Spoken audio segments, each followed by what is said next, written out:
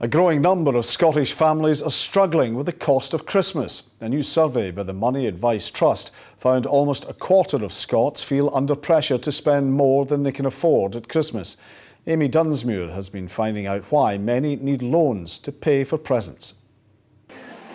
For many, it's the time for giving, but for a growing number of families in Scotland, the cost of Christmas is just too high. How much do you spend on Christmas presents? Just probably spend what I need to spend. No, about 1,000.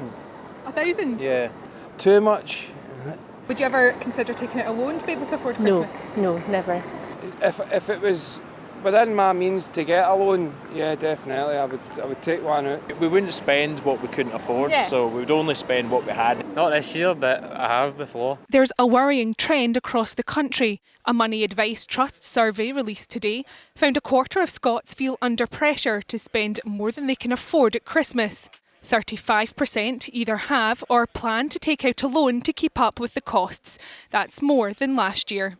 Family and big shopping days like Black Friday are being held responsible.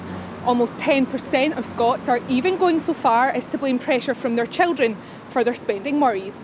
Christmas is one of the biggest annual expenditures of the whole year, second only to the annual summer holiday, and it can be difficult to plan ahead. Clearly the best advice is try not to borrow if you don't have to, but where you do have to borrow, make sure that you borrow affordably. So part of what we do with our customers is go through their expenditure and their income and make sure that when they do borrow it is absolutely affordable. Many who take out loans at this time of year struggle to pay them back, some even finding themselves making repayments into August the following year.